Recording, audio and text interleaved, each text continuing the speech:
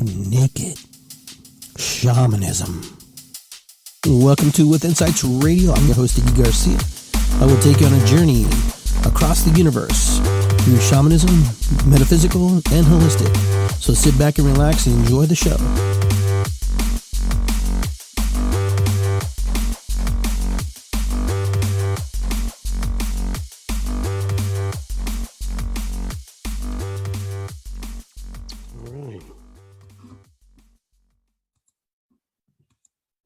All right, everybody. Welcome to With Insights Radio. This is Iggy Garcia Live. I want to welcome everybody to the show tonight. I hope you got about a good hour to sit here with me and with my guest. We're going to have Tania, the herbalist. She's going to be with us, and she's going to be sharing her story with us. And so let me make sure I get all my.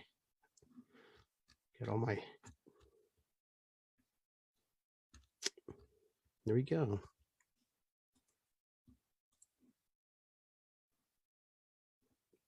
Okay, so we're going to start off here with a little ceremony before the show starts here. We're going to kind of bring in the ancestor energy, kind of give thanks to everything and everyone who came before us. It's kind of, we start every show this way, so.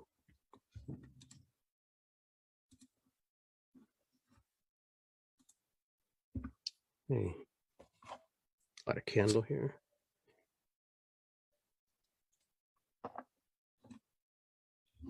Like candle to our ancestors, giving thanks to those who came before us, who trailblazed the path for us in order for us to be where we're at. There's a lot of work that was made to get us to this point in time, and to be the warriors that we are, and to be the peacemakers that we are, and to follow our path, follow our dreams. We give thanks to our ancestors, my mom and my dad, and my grandma, grandpa, and those who are up there, wherever they are, in the West door, sitting together. Oh. Amen. Of course, we've got a little sage just to kind of move the energy here a little bit, kind of get myself grounded, get everything going.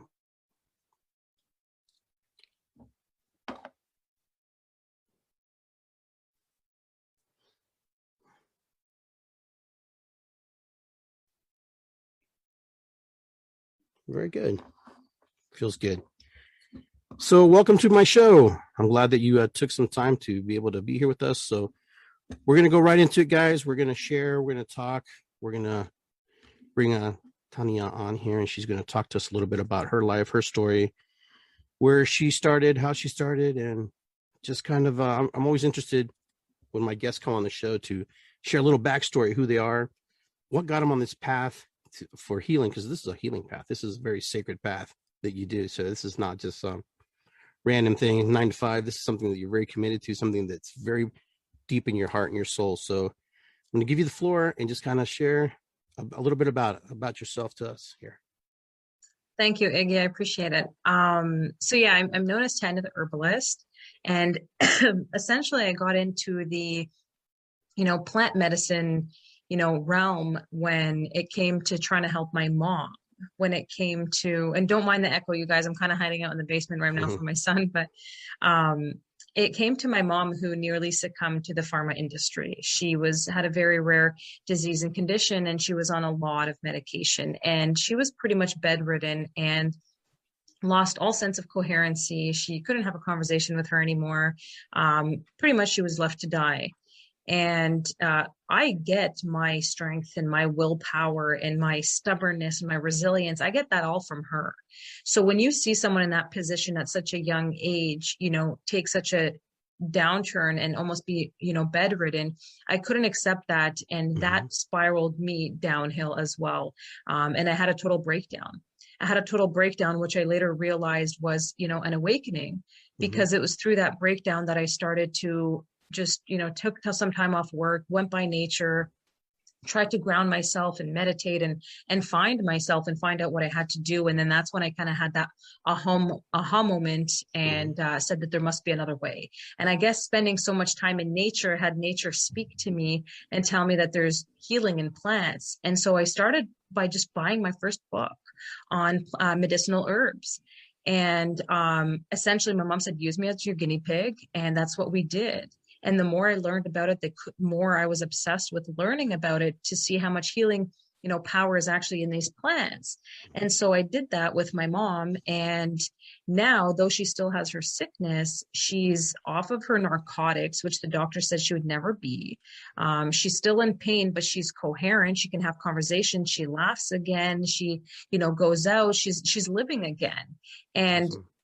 that was the first really, ultimate moment where I realized that for me, pharma wasn't the way to go. And obviously having struggles of my own with anxiety and all these different things where they were trying to shove medication on me and things like that, I used this natural healing for myself as well, and was able to overcome, the anxiety and the stress and, endometriosis and some other things that I was dealing with too. So that's how my journey started. And then you kind of just, the rest became history, where the more I learned, the more I wanted to share that knowledge with everybody else. That's awesome. And you're also a coach too. I noticed on your website that you coach people how to do. Actually, you coached me a little bit when I got your material and just to learn. And so it's you never stop learning. That's exactly it. So I do coach from a number of different things, everything from, getting you on your holistic journey, how to overcome anxiety, so many different things, empowerment, really, how to find your confidence, how to find that clarity, how to find your purpose.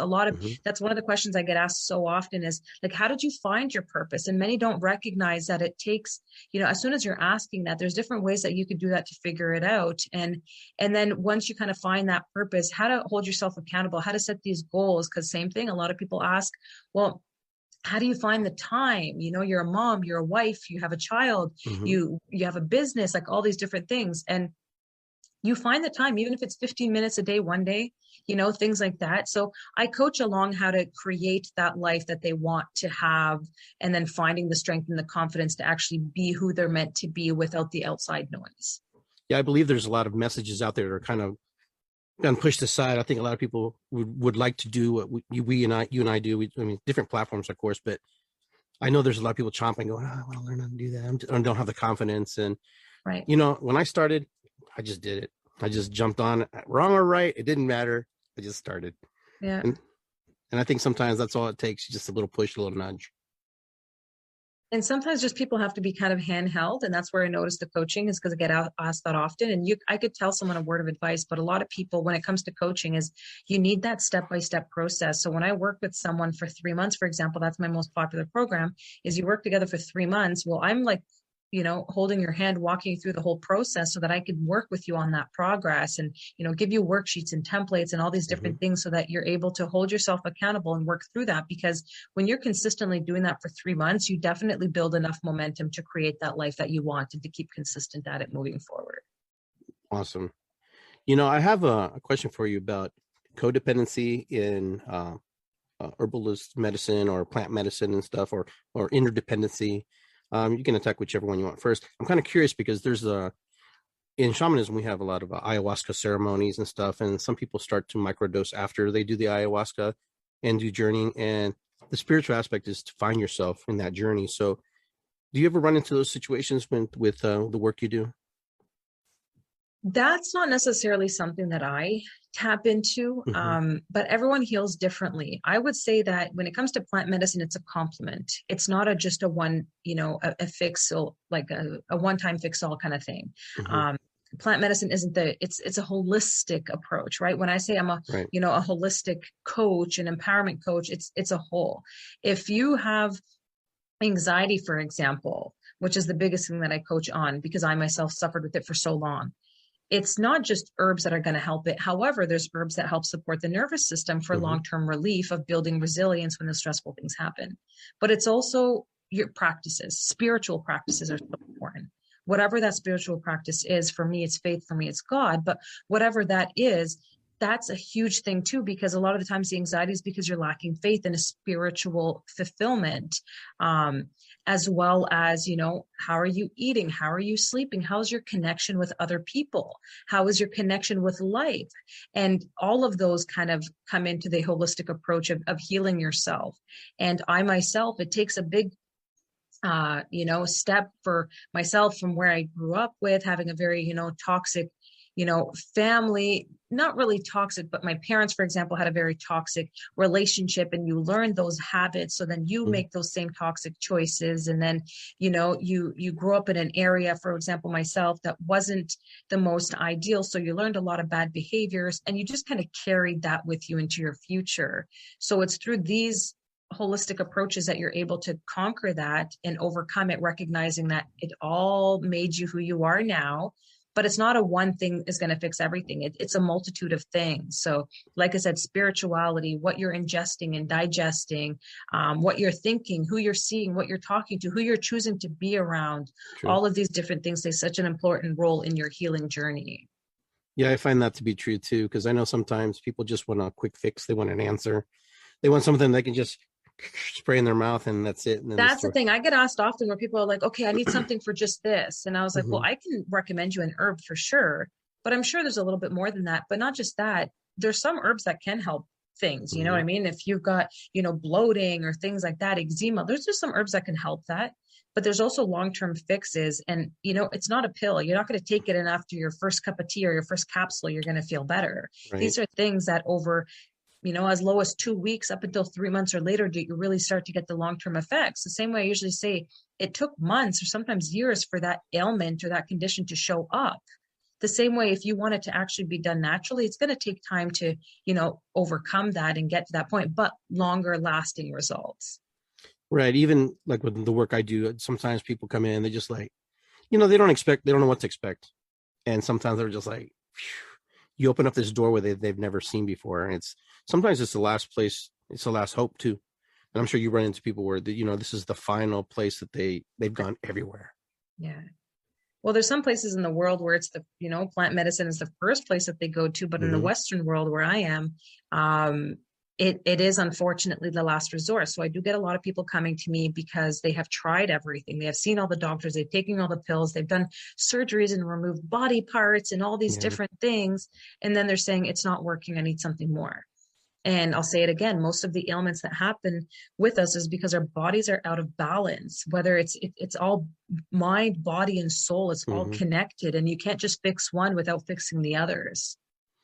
And then, plus the culture we live in and the societies we live in and the things that we created, these caves and these templates and this world that we're now, it's just in rampant chaos because we're 9 to 5, go to work, eat, sick, blah, blah, blah. Everybody just go, go, go, go.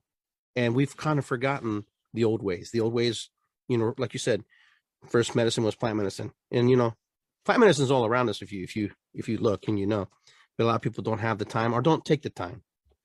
So right now we're in a situation where we're going through a lot of change very rapidly, very quickly, very fast. And people are just want a quick fix again. They want the answer ingested to them, given to them. And I see a lot of problems with that. Right. I see a lot of problems with that. And the future could be really uncomfortable. Well, if people understood where the conventional medical system even came from, they would start to go down the rabbit hole and recognize who's behind it. When you see who's behind it and the money that's behind it, you start to recognize that, the pharma industry is $1 trillion industry. You can't patent what comes from nature, which makes sense why, something, for example, for one of my sleep blends that I take, it's called valerian. Valerian is a very powerful herb for the nervous system. It's almost considered like a sedative because you can drink it and almost want to fall asleep within the hour. And that's the active ingredient in something like Valium. So you would think, why not, tell everybody about Valium and give them a chance to try Valium because so many people, valerian instead of Valium. Right. But you cannot make money off of that. And if you can't make money off of that, well, they got to find another way. So let's create it into a pill, let's manufacture it that way in a lab. And now we can patent it. And now we can make our money off of it. It's just reverse engineering of something that's in nature. Right. They taking that active ingredient and nature, there's not nearly as many side effects. You can take your chances with almost every plant. Obviously not every plant. There's some of them that we shouldn't, but once you understand a little bit more and communicate with the plants, you start to recognize, which ones you can and cannot ingest. Absolutely. Well, in plant medicine too, we are in connection with plant medicine. So 100%. And it talks to us too. We communicate with us. When we ingest it, it does what it's supposed to do. But so here, a lot of people forget the old ways is just we did it like this. Why do you eat that? Why do you do that? Because first of all, we took a lot of ancestors to figure out that you won't eat that plant, or They you're did going to the eat this trial one. and errors for Yeah. us. So, Yes. well, Tony's gone, but regardless, that's where we're kind of disconnected. I believe that we're not really connected to how much food is in our yard. The dandelions, all the different plants that Yes. grow, Yes. all the things, all the medicinal things that are right in front of us. And we totally just Well, like have it. people take it as weeds. I love that you brought up dandelions because I advocate for those. Those are the most precious plants that everybody's got around them, and they treat it like weeds and they get upset when it's on their lawn. And let me just say that the more dandelions you have on your soil, that means that it's trying so hard to neutralize the soils and the Mhm. minerals in the soil, which means it's doing what nature does and is trying to repair itself. So I'm that person that leaves the dandelions, leave them. I like them. I'm not going to put anything on them and Yeah. spend my great precious time just pulling those things out of my lawn. No. And I teach my son to pick them out. You can eat them. You can eat it from the root, the stem, the flowers, the leaves, all of it. It's all edible.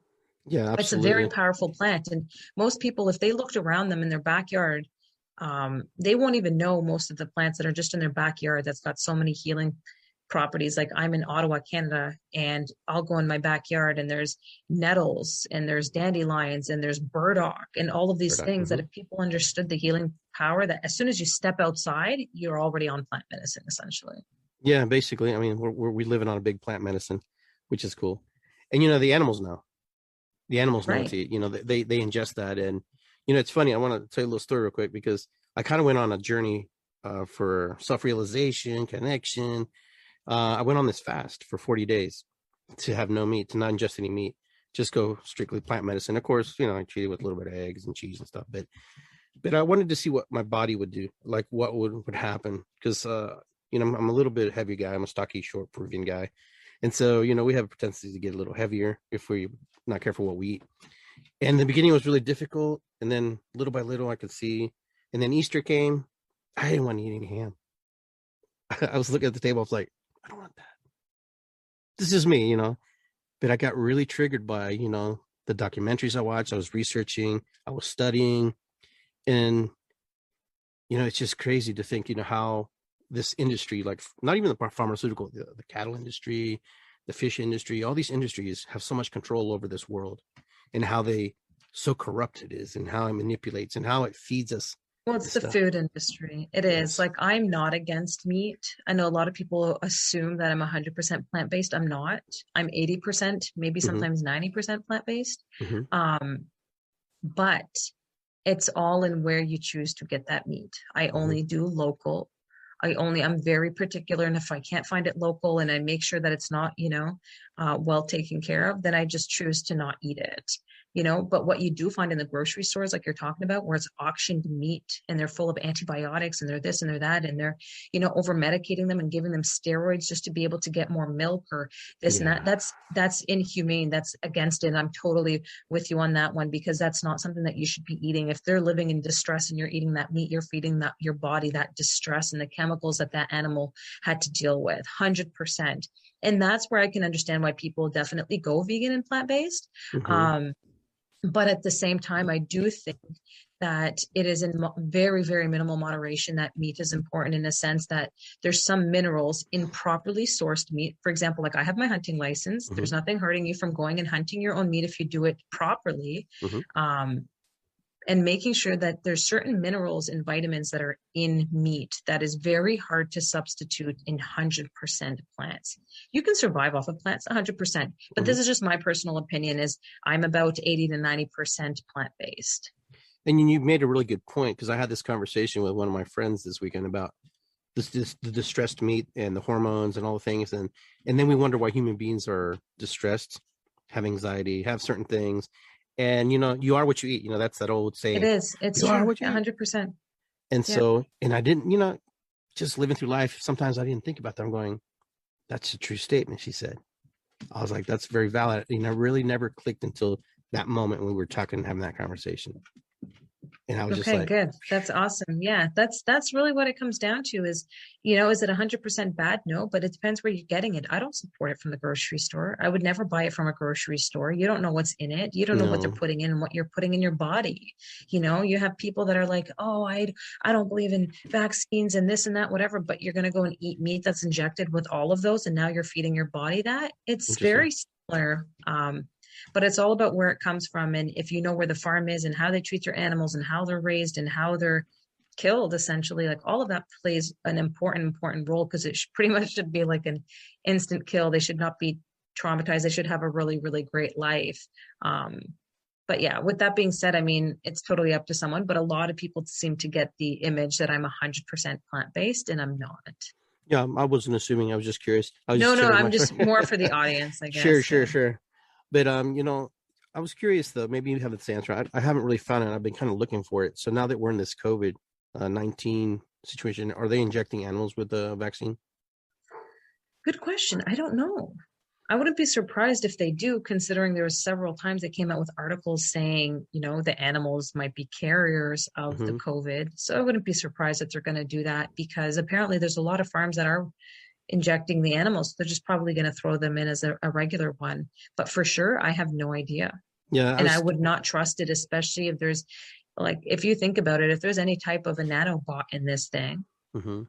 and now they cut that meat, that nanobot's not going to just disappear and that Hmm. would ingest into your body. Now you've got that nanobots inside of you. Like that's the possibility. So I wouldn't trust it. So tell me a little bit about these nanobots. I've heard this, but I haven't really quite grasped the severity of it or what it does or what really happens when it goes into your body. Um, well, I think like doctors Carrie Madej, there's a lot of doctors, Dr. Stephen Malthouse, Dr. Tenpenny, Dr. Tapper. There's a lot of them that talk about this in particular. And essentially, a nanobot is a very, very tiny nanoparticle Hmm. that recently I just shared a video on my Instagram. I'm not sure if you saw that about it actually being in the PCR test. Oh, Um, really? I didn't know that. so, and I always was questioning the PCR test. That's why I wouldn't go near it. But essentially, what they're saying, what Dr. Kermide especially talked about really well, and I have a YouTube video on it. Hmm. Surprisingly, it's still on YouTube, but it talks about how it can just think about it as like a very, very, very, very tiny computer. It's a technology. Okay. And this technology can be attached to a cloud.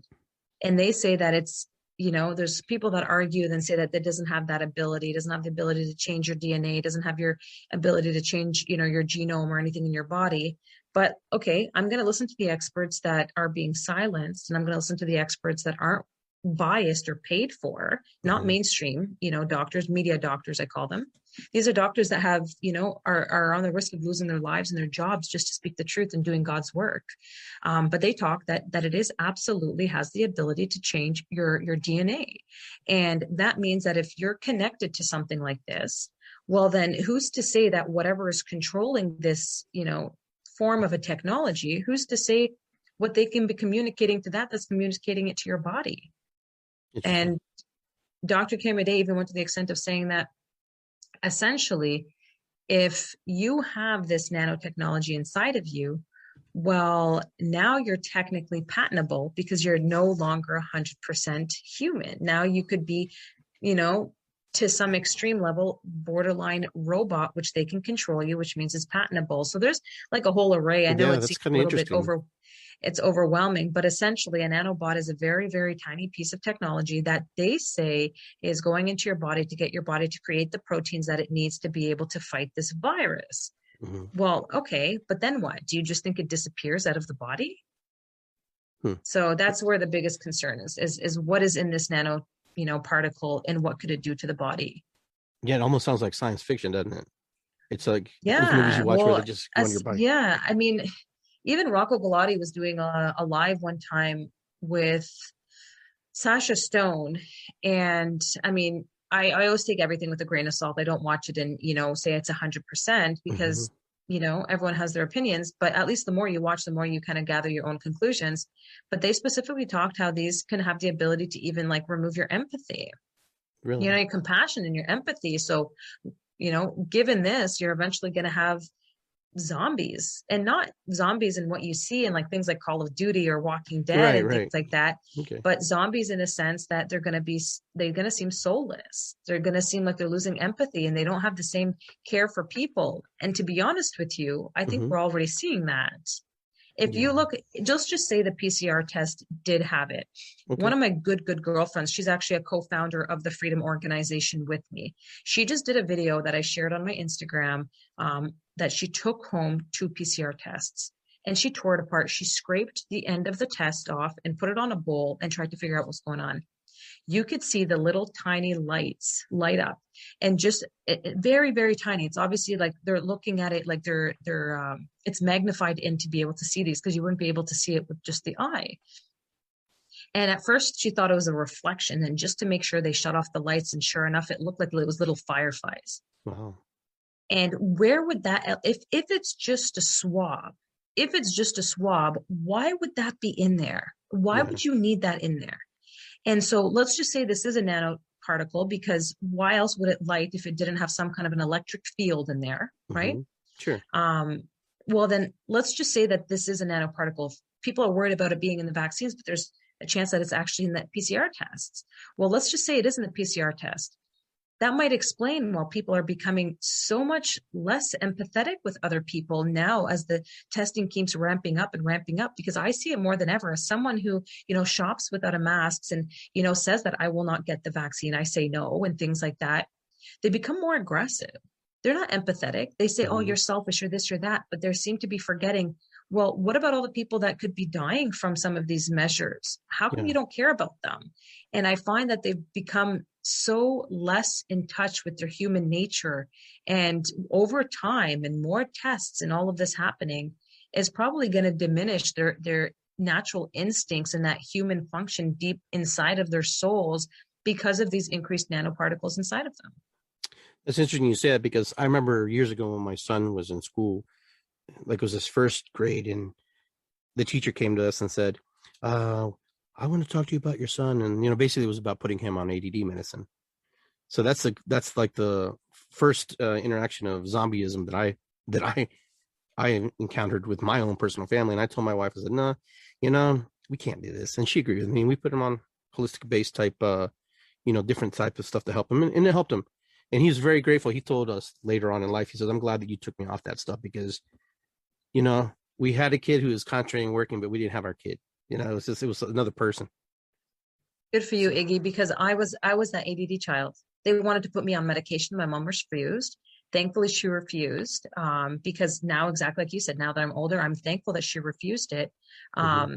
Because now as an adult, I know I seem very calm and things like that in my Hmm. videos, but I'm a very hyper person in a sense that I I multitask and I have to do so many things at once, and that's how I function. I'm Hmm. a highly functional person in that sense, but it works for me. I usually have 2, sometimes 3 laptops that I'm working between, in a day, and just working on different things. And while I'm waiting for this to load, I'm turning over and things like Sure. that. But just because I'm not able to sit down in a classroom for hours a day without wanting to do something does not make you ADD.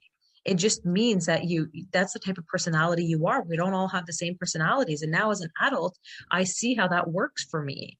You know what I mean? And so I'm happy that you chose to not go that route. And I'm hoping that there's a lot more parents that recognize that your child not being able to sit down for hours a day without being all fidgety and want to get up is a normal child. There's nothing wrong with them. But the school system, wants you to be medicated, because the school system is run by the same broken system as the pharma industry. It's all operated by the same people, which is why they Yeah. need licenses and things like that, because anything that has a governing party like that, that governing party is being controlled. Hmm. Um, but they make you believe that there's something wrong with your child. Here's a medication. You need a medication for that. And then they make them like zombies. That's what it turns them into. They just sit there and they kind of lose themselves because they're on a medication that's almost sedating them while they're still awake.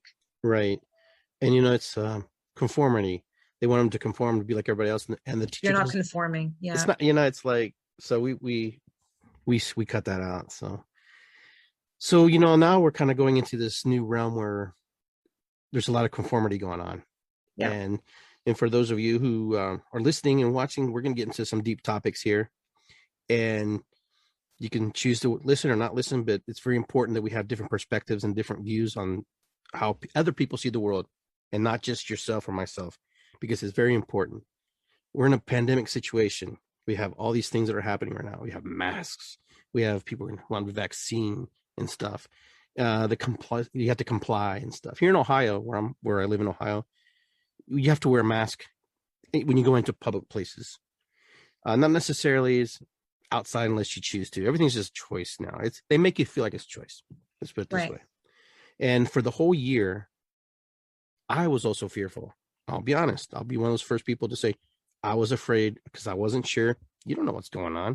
Do you trust what's going on? But jokingly, I would tell everybody, we're all going to die. It doesn't matter.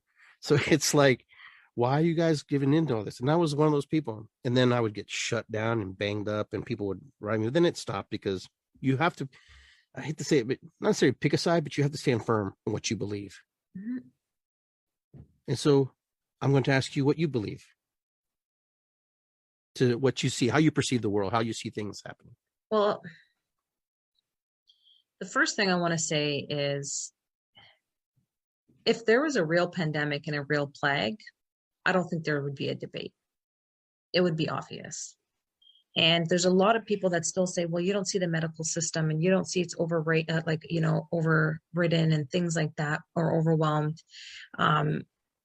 But as someone like myself, who's got a decent following of people who are trying to share their stories with me, mm-hmm. That's what kept me grounded in knowing that I was doing something right, by believing that there's something way beyond this pandemic, is because of people's real stories.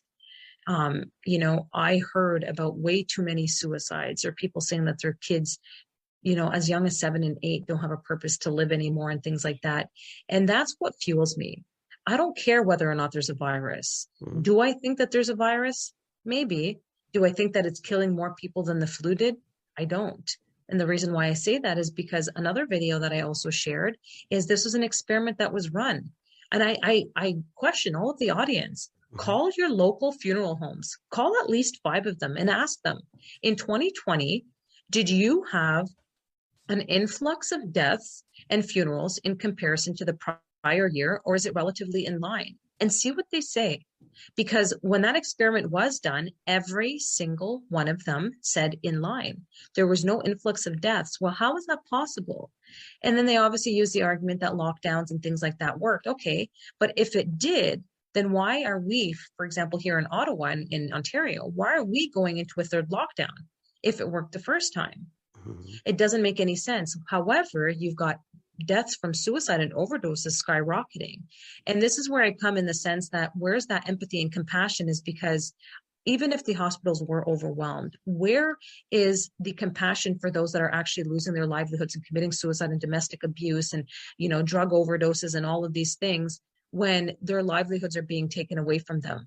Is it fair to go and protect a certain vulnerable population from a virus while you've got a perfectly healthy generation of people that are now facing a whole other, depth of death because of these measures? Why is one more important than the other? Mm-hmm. And that's what I always say. And it's not about arguing who's right or what's wrong. That's what I look at.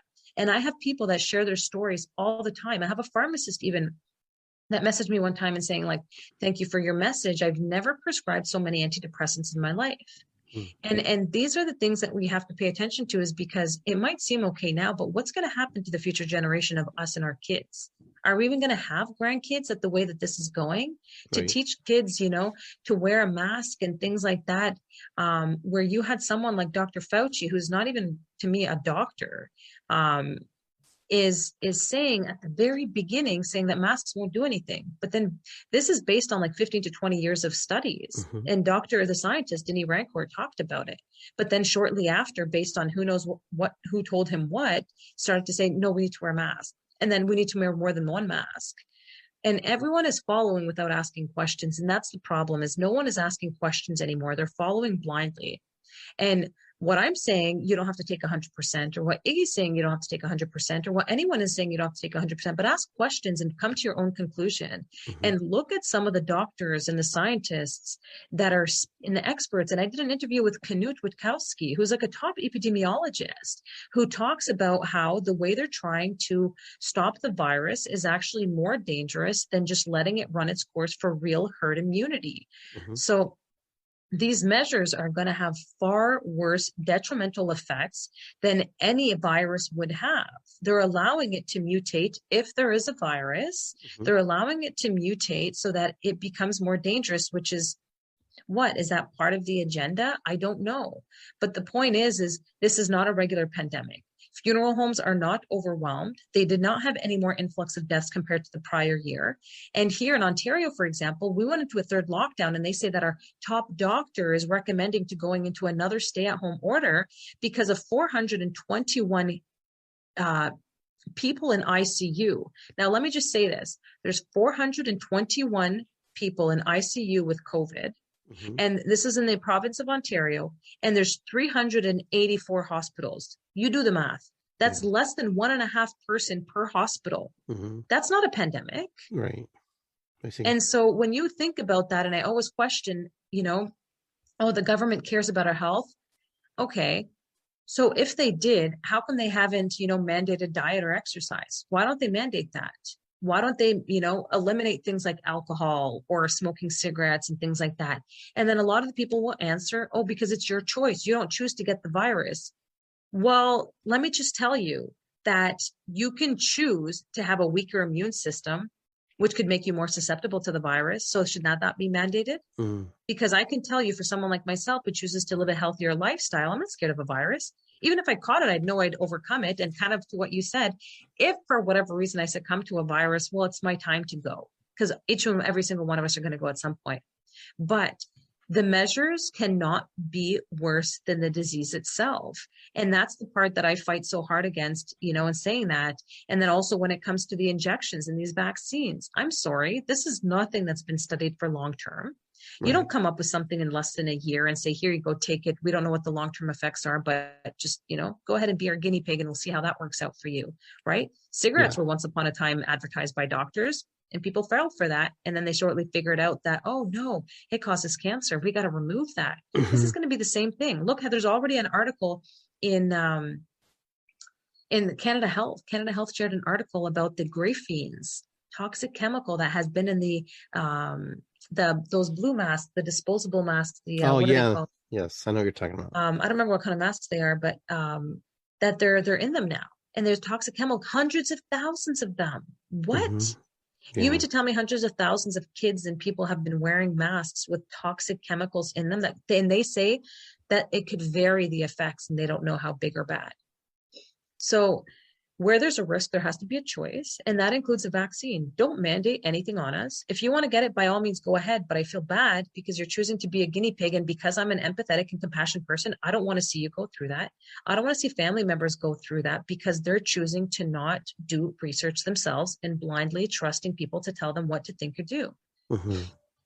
And the research is kind of like, it's not a cure. And I think a lot of people going in with it, well, I'm sure, because I do drum circles here, and then I've had a lot of people say, oh, I had the vaccine, and they're all on top of you. And I'm like, it's like a placebo. They think that they figured it all out. But what's ironic is you go and you see, okay, so someone with the vaccine still has to wear a mask and still has to social distance and still has to do all these things. Oh, yeah, because we need herd immunity. We need everybody vaccinated for it to work. That's not how herd immunity works. And it's very unfortunate to see that they've done it. And I say this, they've done a really good job of, indoctrinating people through textbooks and through TV and radio and low frequency music and things like that to really dumb them down. And I feel bad saying that, but essentially it's dumbing them down to a point that they can no longer think for themselves. They can't critically think. They don't even, because if I see someone and I ask them a couple of questions, it's like they go, I didn't think about that. And I was like, how do you not think about just asking some questions to yourself? Like, there's some people that are like, oh, I'd rather, get a side effect from the vaccine than die of the virus. That's how much they've convinced you. Most people don't even know that they have the virus. That's where they made up this term asymptomatic. Yes. But yet these asymptomatic people are having severe reactions from the virus. I'll take my chances with the virus. And even then, like I said, where there's a risk, there has to be a choice. So you have to be able to make your own choice and respect that and not become. What's happening is I find people are becoming very upset at the fact that others have not fallen into the fear that they've fallen into. and they don't understand how people are not falling into the fear. And what I don't understand is how after over a year, you still don't start to ask some questions about what's happening. Once again, if there was a true pandemic and a true plague, there would be no debate. It would be obvious. Right. You wouldn't have to hear from the news saying cases, cases, cases. It'd be very obvious and you'd see deaths happening. You'd be talking to people regularly to be hearing about the COVID deaths that are happening. Yeah, I had my uncle passed away from COVID, but he had other ailments too that didn't help him along the path. But the interesting thing is, I have another teacher who told me, he goes, the reason he wears masks is because during the Civil War, they were having a lot of deaths because of the germs and stuff, and cutting off people's legs, and they started putting masks around their faces, which is a whole different scenario, of course. And I found that really interesting, and I was like, yeah, that makes sense too. But then I hear Bill Nye trying to explain, how you know what I'm talking about, the little bubbles, the little particles going in there, and it's kind of. Well, it's funny because I did an interview, same thing as on my YouTube channel, by scientist Denis Rancourt. And he's not just any scientist. He was the professor of physics. He's got a background in all types of science, as well. So it's not just, a lot of people will say, oh, but he's a professor of physics. Well, that's just what he taught, but it's not what he was just educated in. And he's a scientific researcher, but he is such a well-versed scientific researcher. He's had over 40 published articles in very well-known articles, maybe even more. But the point is he was such a well-read scientific researcher that he used to teach the students at the graduate levels how to properly read scientific data.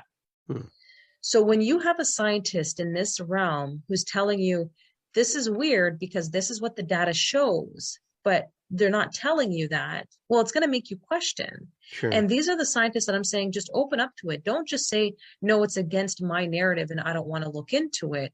Just look into it, ask these questions, because I can't tell you, Iggy, and it makes me so proud, how many people have messaged me to say, I thought you were crazy at first, but you did make me start to ask questions. Sure. And when I started to look for those answers myself, now I understand what you're talking about.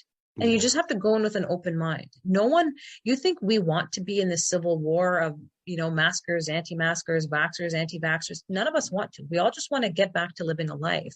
Yeah. But let me tell you, it's a lot easier to sit there and follow the rules and do everything that they're telling you to do, and much, much harder to do something like we're doing, or especially like myself, who's very publicly speaking about how I feel, because there's a lot of hate and backlash that comes with it. But that's fine. I'm not doing it for that. I'm doing it to try to wake up that 1 or 2 or 3 people that have messaged me and said, you made my mind start to ask some questions. And that's why I'm doing that, is because I can go to sleep with a calm and peaceful mind, knowing that I'm just trying to help whatever people I can to recognize what's going on and to be able to actually make a real informed decision. If you look at both sides and you go ahead with your decision, that's an informed decision, whatever decision you go with.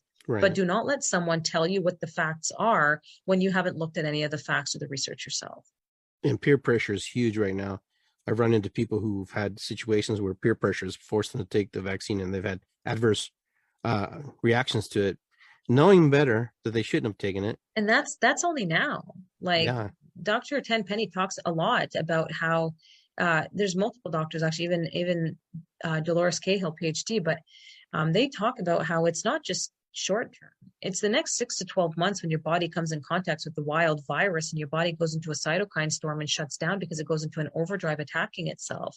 That's when it's going to kind of be scary. And that's my prediction, is that's when the real pandemic is going to come out, and they're going to start to blame it on the people that haven't gotten the vaccine, but it's actually not. It's the actual regular reaction that happened in all of the animal studies that they've done for a decade. And the bodies went into a cytokine storm. 100% of the animals in the animal testings, bodies went into a cytokine storm. That's going to be the real pandemic. It has nothing to do with the vaccine or like people not getting the vaccine. It has everything to do with the people that did get it. Now in Canada, I noticed that they have some, I see you with your lanyard and your little certificate to not wear your mask. Now, is that something that was people worked for and fought for? No, this is just something that I actually created. Okay. It's just the bylaw. And a lot of Okay. people think of, what is this? All it is it's the bylaw. It states how I have a mask exemption, and it shows the human rights code, exactly what it says in the human rights code with the telephone number. And on the back of it is an exact printout of the mask mandate bylaw that states that, there's different reasons for the mask exemption and no proof is required. And this is the exact section, subsection 2, subsection 1 shows that no proof is required. It's just the bylaw. So for me, most of the time I go shopping, I actually don't even take it. Mm-hmm. I just take it with me as a way to promote people that aren't 100% comfortable. And there's a lot of people that don't necessarily know the bylaw on the back of their hand the same way that I do. So this kind of empowers them to know that information and feel more, inclined to use that when it comes to shopping. Anyone can make that. Wherever you are, you want to find your bylaw, you want to find out the exact wording, and you could create it into a little thing. And I put it into a lanyard because looks a little bit more legit versus a piece of paper flying around. Mm-hmm. And people love it. People don't have issues. People are messaging me all the time saying, I finally went shopping maskless. It was a great experience. People were nice to me, things like that. Mm-hmm. Yeah, there's some stores that might give you a harder time, but find the stores that don't give you a hard time, because there's a lot of them. Yeah. Because I know you've had guests on there where they've gone in and tried to go without a mask, and people just freak out. It's just like, it's really scary to watch sometimes how people react and respond. A lot of the times, though, I question things. Like there was a recent video that people started to share to me, that they were arrested and stuff like that. And my first gut was, and it was in my city in Ottawa, and my first gut was, something is off about this video, because I've been shopping maskless for a year and I've never had that happen. And sure enough, upon digging, I found out that there was some things that were actually probably missing and taken out of context in that video, in a sense that, apparently, so my good friend actually called that exact location and asked about what happened. And the manager was like, no, we honor exemptions here. That couple was a little bit more aggressive and things like that. There was issues that happened beforehand. So we asked them to leave. When they wouldn't leave is when we called the cops, and that's when they were, being charged for trespassing. It had nothing to just do with the mask exemption. However, it made it seem like that. And to me, it was upsetting, because I'm trying to push people to get the confidence to go and shop maskless. You don't go and you be disrespectful. You go smile and you be nice, and you shop like a regular person the way you normally would. You don't go causing a problem. If the store gives you a problem, you can be firm in stating that you know your rights and things like that. But if they continue to give you a problem, record it, file a human rights complaint. You could do a small claims court. But if not, then just simply leave the store, find somewhere else. Okay, this happened at a Loblaws. Loblaws doesn't give you a hard time. Actually, just today, I was at Metro, and Metro on the intercom mentioned to wear a mask and to social distance and to keep in mind that mask exemptions apply. They said it on the intercom, right? So find the store that's okay with that and respects it, and go and support them. But I can tell you, like I said, after a year of shopping maskless, they don't usually give you a hard time like that unless you're specifically going into a store that doesn't respect it, such as Costco. Right. I've noticed here in Columbus how, especially outside, people are not wearing their masks like they used to. There's a big shift happening here in Ohio that I'm noticing. There's a shift happening for sure. Big shift. And I think just out of respect for others, people would just wear a mask, when they go into a store. But when you're outside, you can kind of tell the people who really kind of are compliant, they just kind of wear it. I mean, that's me. I'm projecting here, but that's just my observation, because they kind of walk away from you when you don't have your mask on. That. Yeah. And so then you see the other people who kind of, it's kind of getting kind of weird here for me. It's getting kind of weird because I have some friends who got vaccinated. Now they're in the vaccine club. Oh, we're in the club where, it's like, just be careful with that shedding, because that's the thing. That's what they talk about. Dr. Coleman just released a video on that, talking about the shedding could be dangerous. Yeah. And I know they say that shedding only happens from the live virus, but in this case, it's very different, because your body's you're telling your body to create, a virus, an antibody type of thing for the virus, that it's like projected to happen, which we don't even know what that shedding could look like. So it's scary when you think about it, but then again, it's their choice. And, just like we're going to make our choices. But when it comes to the mask, I do agree. There's a lot of like here, it's either two ways. Some people are becoming more lenient with the mask and don't want to wear it, while I see more and more people outside taking a walk wearing it. Mhm. Like people that are perfectly young and healthy wearing a mask while you're outside. And I cannot believe that they actually think that walking outside and breathing fresh air is more dangerous than wearing a mask. It's beyond me to think that, they've been molded to such a point and brainwashed to such a point to actually think that breathing fresh air, the most important thing that we need to actually survive, is dangerous. They actually start to think that the number one thing that's important for us, like people walking in a forest. I've gone to a forest and people walking with a mask. I'm like, you do realize that the trees are breathing out the oxygen that you need, and instead you're choosing to breathe in your own carbon dioxide. And Yeah. these people don't recognize the long-term detrimental effects of this. Yeah. I can't wear them very long. Like I can't, it's just like, my body's just like freaking out. Dude, what are we Well, doing? that's the thing is your body knows it starts producing a lot more red blood cells than it should be, which long term could cause sicknesses. I feel especially bad for the people that have to wear it at work all day. I can't imagine. Mhm. Yeah. I remember in the old days when we were younger, we kind of, hate to say it, but make fun of people who would wear masks walking down the street. And then here we are, like 10 years, 20 years later, we have to wear them. So it's kind of interesting. I watched one of your interviews with David Icke, which I thought was really fascinating. I love that guy. He's got he knows a lot of stuff, Yeah. but he doesn't believe. Maybe I'm misquoting him. Maybe you can correct me. But it almost seemed like he doesn't believe that the virus even exists. So this is how he explains it, and this is a concept that I can agree with. And so here's the thing: there are no more deaths than there were the prior year without a pandemic. Mm-hmm. So is there a virus? I think that they probably relabeled flu as something else because all of a sudden here, for example, flu disappeared Yes, 98%. I saw You that. know what I mean? But then there's Mm-hmm. still the same amount of deaths. What I do think that they did is they probably amplified some deaths at a quicker rate. So essentially, Mm-hmm. this is another thing. I'm going to get back to your question. Denis Okay. Rancourt talks about all cause mortality. And let's just say that every year it's like a cycle between the winter months and things like that. Well, what happened with COVID is it took a spike like this, but there was no more deaths. He was just saying that it's the measures of like lockdowns, because most of the deaths obviously happened in the elderly homes and things like that. Mm-hmm. The lockdowns, the isolation, the fear, and everything sped up deaths that would have normally happened over several months into like a month or two. So they Okay. sped up some of the deaths, which is actually criminal. Now, to answer your question about David Icke, what he talks about, and I completely agree with, is if there was a real pandemic and a virus, how would they control that? They can't.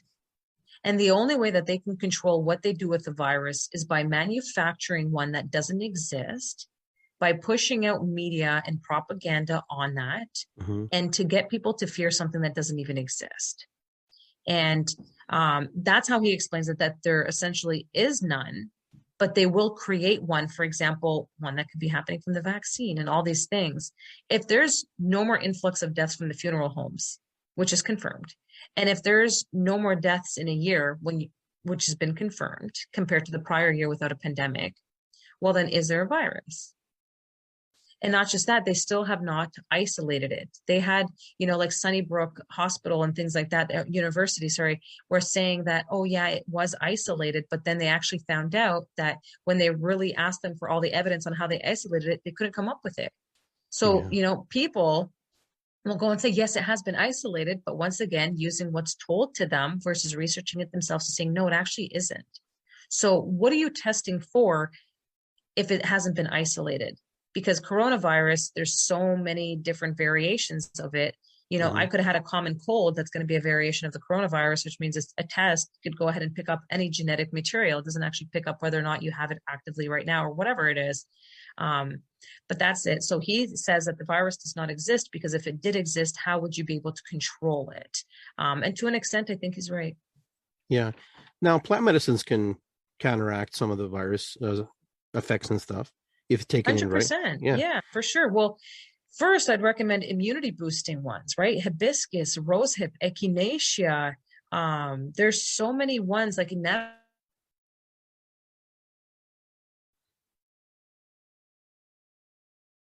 And this is where the feed freezes. nettles. They're actually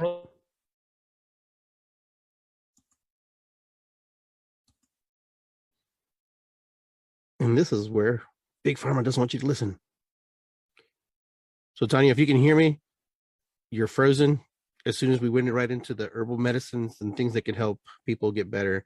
So when she pops back in, we'll let her continue that part of the story. But I hope you're enjoying the show. Just trying to get a different perspective, a different view on how things are and how people are experiencing this and how other people are trying to help other ones just kind of see things differently and to feel the things differently. So it's interesting to see what just happened. That wasn't planned by any means. That is just something that played out. Maybe someone reported us to Facebook or whatever, but regardless. Oh, here she comes. She's coming back. You're back. So sorry. I don't know what happened. No, as soon as you started, she's talking about. They probably booted me off the call. That's exactly what I was telling my listeners. I was like, as soon as you start talking about the good stuff that could help us in a natural way, you went. But what was I saying? You were talking about hibiscus and the different things that you can take. Yes. So when it comes to actually catching the virus, for example, things like mullein leaf is really great for releasing the mucus, build up in your chest. Things like elecampane is amazing, astragalus, ashwagandha. These are all really good immune boosting, but can also help with, releasing mucus and your whole system, really. Marshmallow root, marshmallow leaf, like slippery elm, which is great because it helps with the dry throat after you've coughed for so long. It soothes the membranes. So you could take all of these together, and these are things that are more agreeable with the body, and you can't overdose on it. You could take as much as you want. So I'll throw in hibiscus in like a cold season into all of my teas, maybe echinacea as well. So if I want, and you can throw them all together if you want to. If I've got a cough or things like that, for example, like I like my CBD and I like to smoke my CBD. If I've got a cough for whatever reason, well then, I'll drink some mullein, and by the next day or two, that cough is gone. There's a lot that you could do with plants, and I actually talk about it in my medicinal herb guide for beginners, where I try to simplify what the herbs are that you're getting, and what the benefits are in a term that's easy to understand, so that's not overwhelming with all the political grammar on that and the scientific grammar behind it, but just in a way that anybody can pick it up and read that and say, okay, these are some of the plants that I want to use. Everything from sleep to anxiety to immune boosting to lung and detox and all of that stuff. I know I burn a lot of white sage because it really helps me. It's like really good. Sage really is great. I have a pound of sage for sure. Yeah. I'll sometimes throw it in. I mean, there's obviously some things like sage, for example, I don't recommend for breastfeeding moms and things like that, but you don't have to worry about that. So. No, I don't. Not in this lifetime. Maybe the next one. But let me ask you a question. Taking the supplements with these things in it, is it as effective, or do you recommend the actual plant dried, or however you? It's better to take than not. Well, here's the thing. Obviously, supplements can help, right?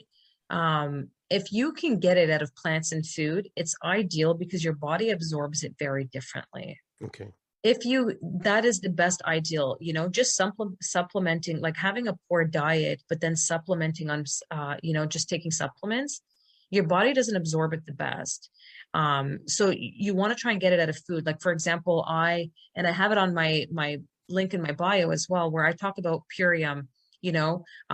I buy that. It's a shake that I have every single morning, and there's one for kids. It's called Epigenius Kids, and it's foods. It's organic foods, and like you should see the ingredients because you're like, it's like a meal replacement essentially, but it's got all of the organic foods into a shake, and all you have to do is add water, and you could see all the vitamins and minerals that are in it. So your body absorbs it differently because it's food. It's naturally able to absorb it differently.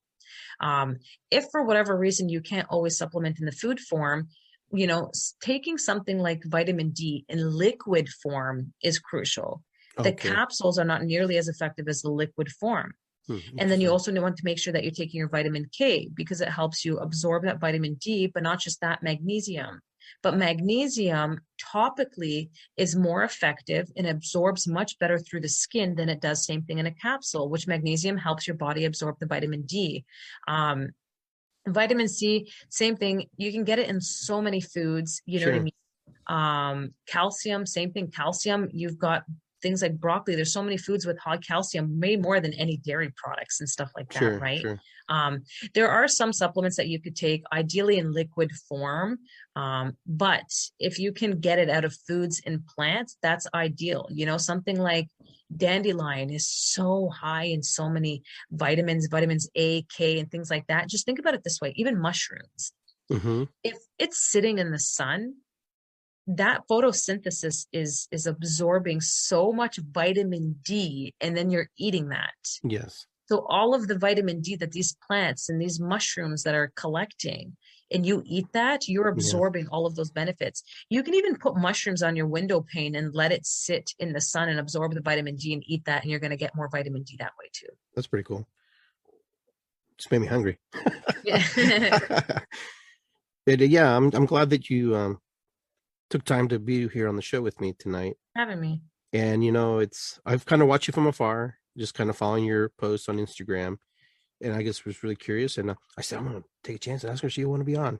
So that was a very big blessing. And I told everybody, yeah, I want to be interviewing this person because I got excited because I like to see the other perspective, the other side. Because sometimes I try to. Asking those questions, and I appreciate that, Iggy, is people have to recognize you don't have to agree 100% to try and hear someone's perspective. You know, we can have differing opinions, but just taking everything with a grain of salt, right? You don't read one book and say, that's it, I'm running with everything that was said in this book.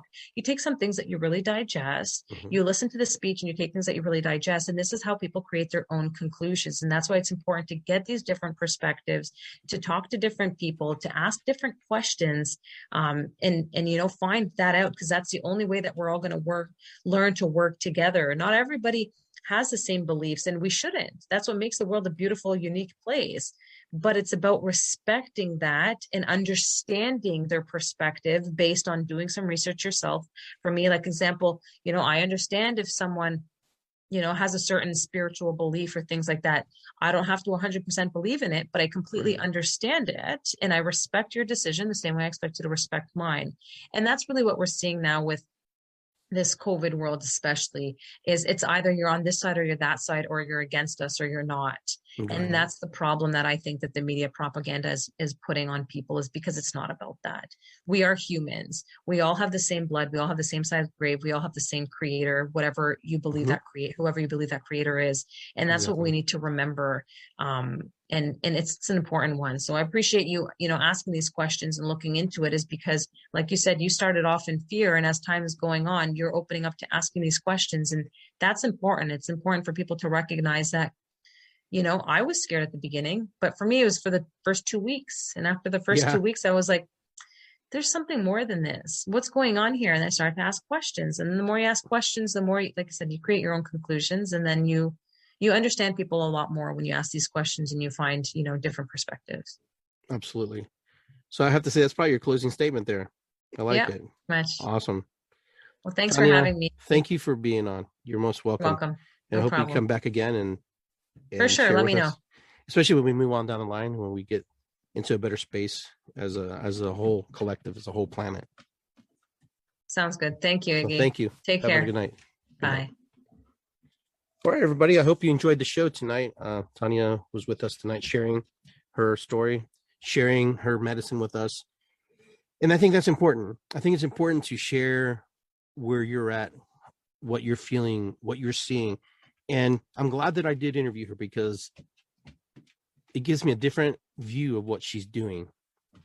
She's talking about helping those who are sometimes lost in the shuffle of all this chaos.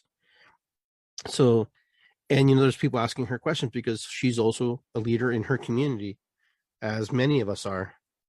And, they need answers. They need questions. It's too easy to go along on the boat and just do what everybody else does and think that's okay. No, that's not okay for everybody.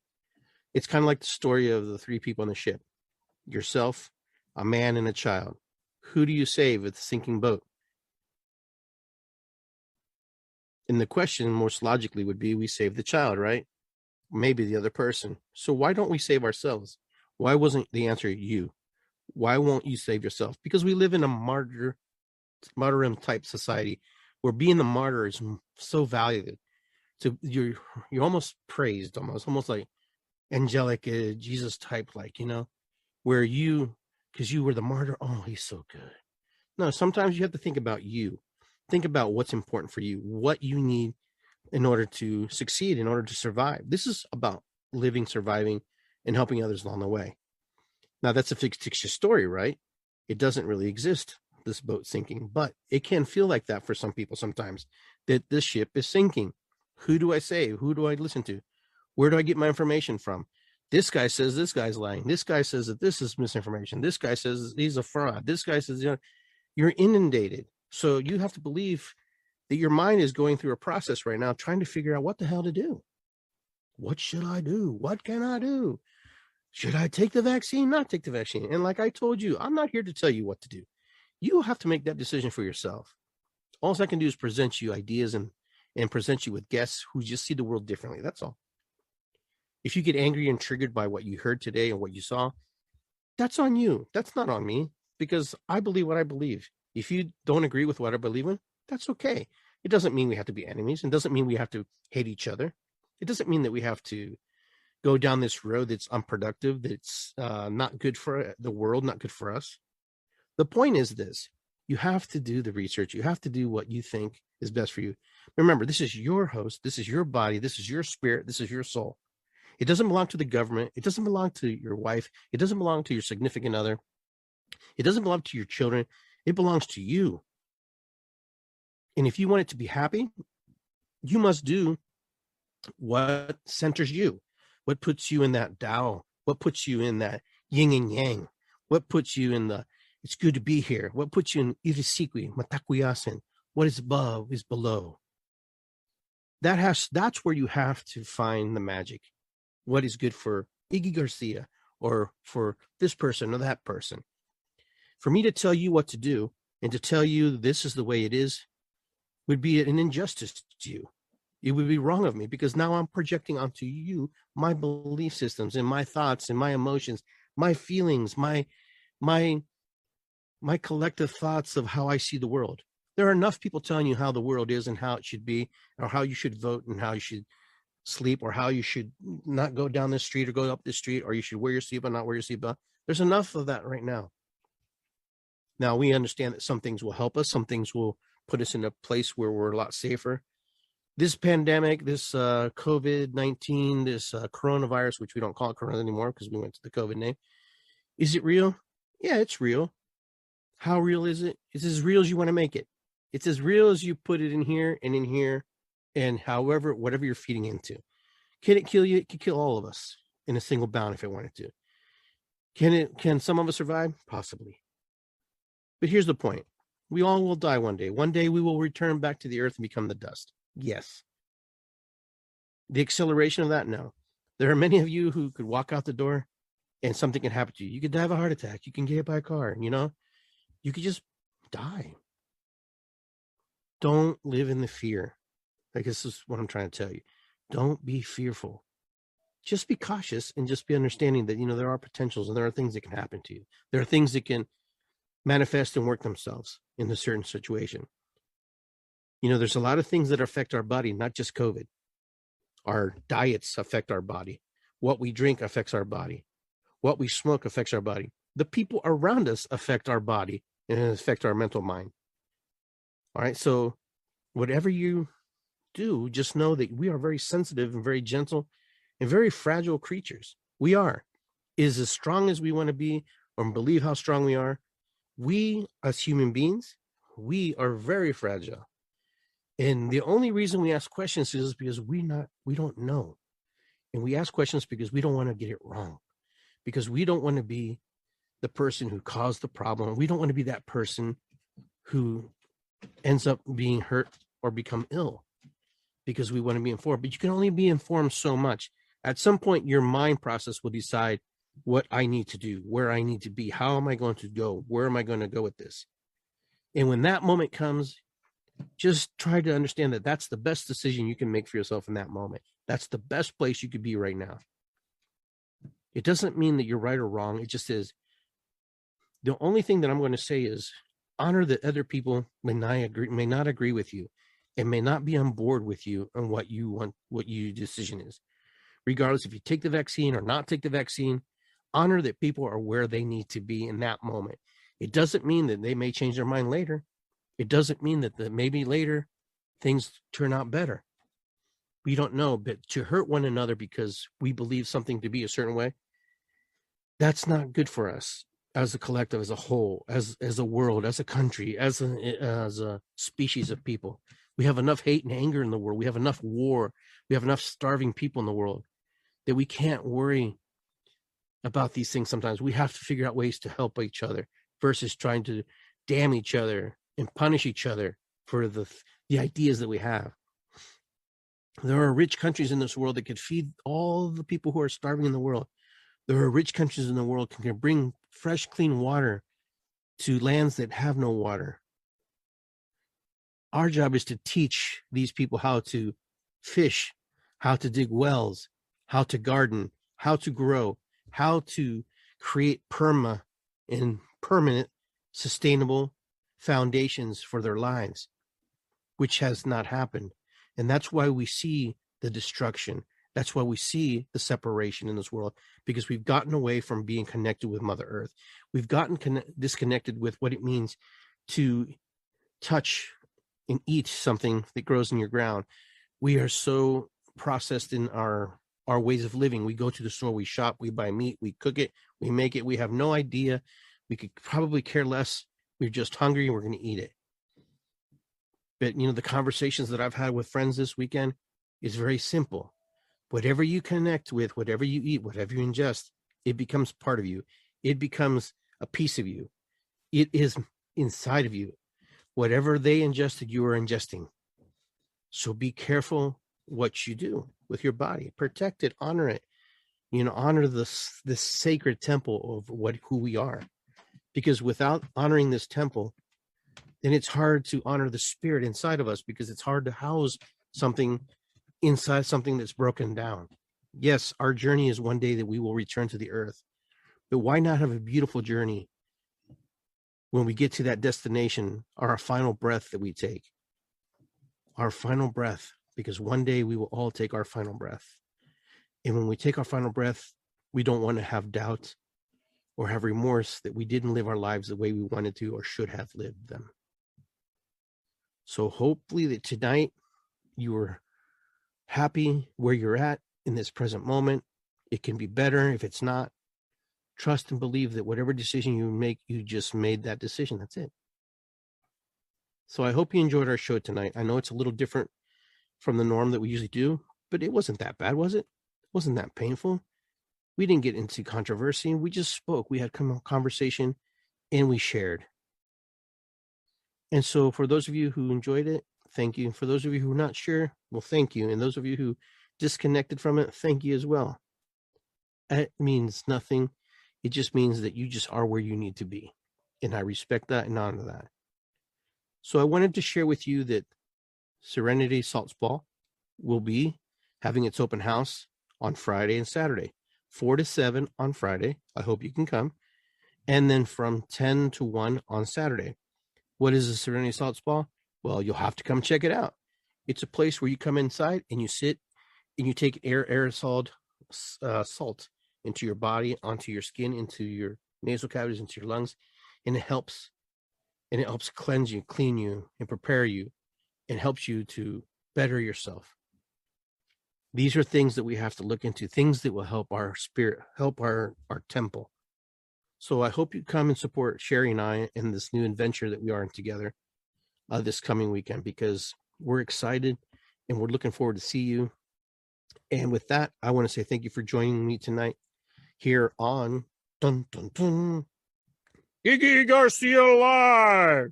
It's good to be here. Matakuyasin, ho'oponopono. Take care of yourselves. What is above is below. Irisikwi, giving gratitude and thanks. And with that, I say aho, be well, take care, and I will see you guys soon.